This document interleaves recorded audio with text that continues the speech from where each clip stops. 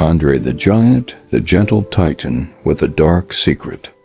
Andre the Giant's life was one marked by extremes, not just in size but in experience. Born André René Roussimoff in 1946 in France, he was a victim of acromegaly, a disorder caused by a tumor on the pituitary gland, which led to excessive growth.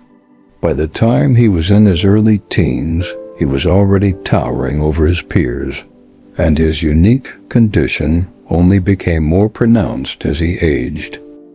But it wasn't just the physical challenges that made André's life difficult. It was the way society responded to his size. From a young age, André was treated differently. He didn't fit into the world around him, and the world didn't fit him. Clothing had to be specially made, furniture had to be reinforced, and transportation was a constant struggle. Imagine a world where nothing is made for you, where every interaction is loaded with discomfort and difficulty. Despite these challenges, André found an outlet in professional wrestling. Standing at 7'4" and weighing more than 500 pounds, he quickly became one of the most famous and beloved figures in the industry. His persona as the eighth wonder of the world captivated audiences.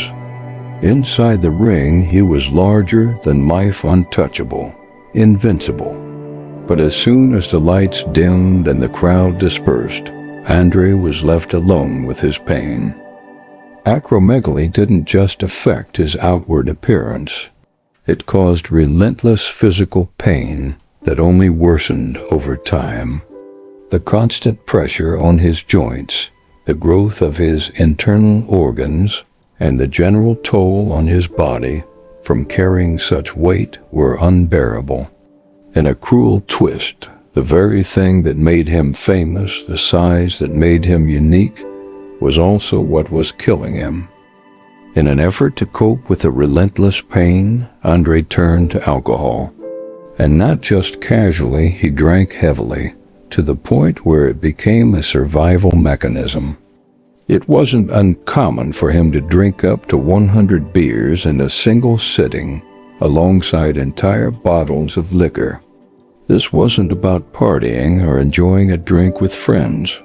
It was about numbing the pain and seeking some form of relief.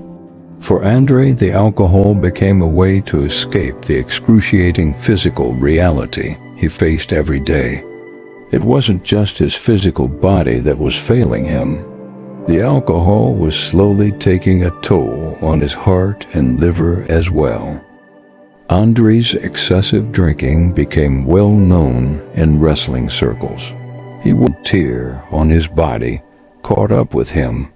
His heart, already under immense strain from his size and lifestyle, could no longer handle the stress.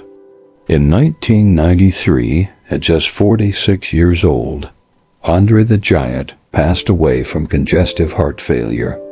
He was too young, and the world lost not just a legendary wrestler, but a man who had spent his entire life navigating a world that never seemed made for him.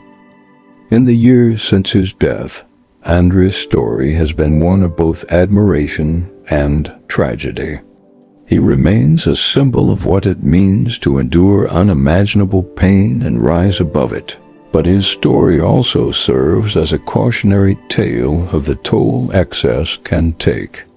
His legacy lives on in the hearts of wrestling fans around the world, but his life was ultimately Cary Grant, LSD, Hollywood, and redemption.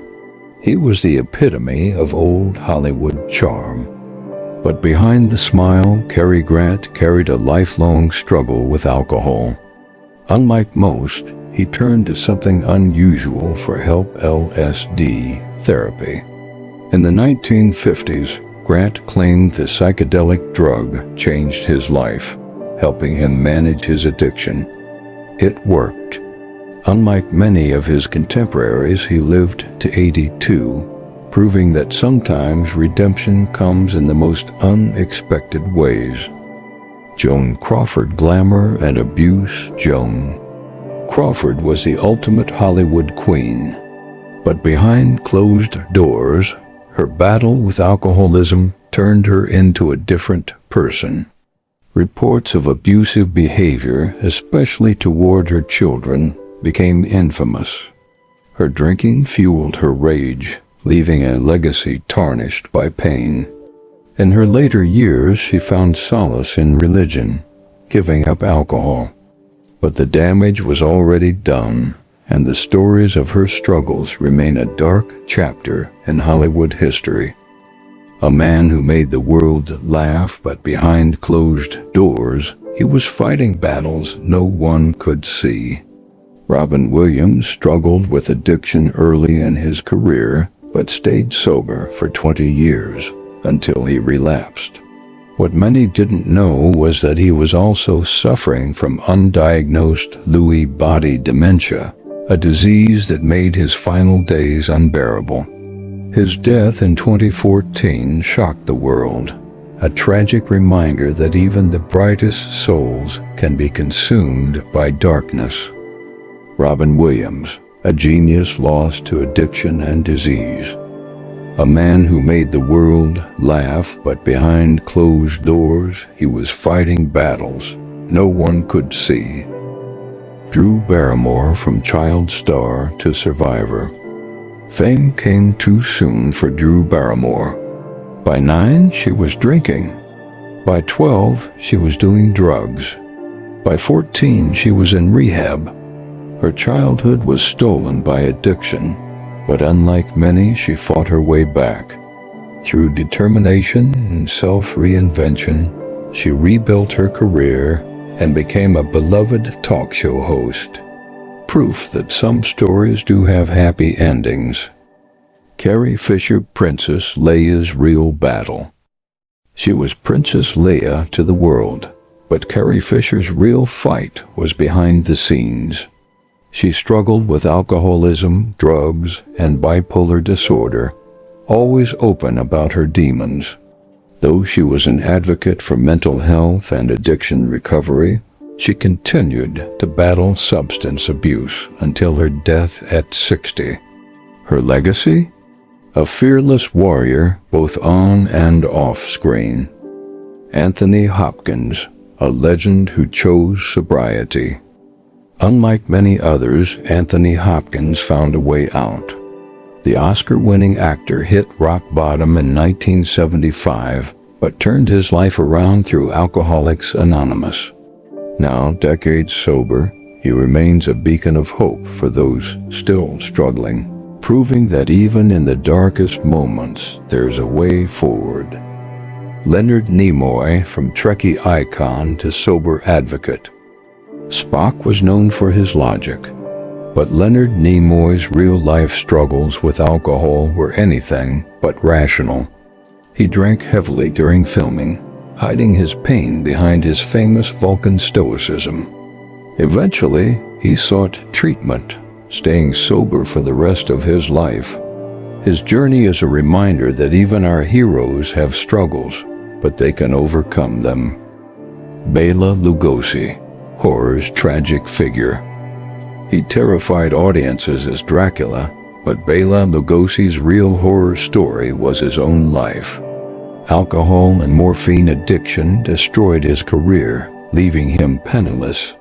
His final years were marked by poverty and failed attempts at recovery.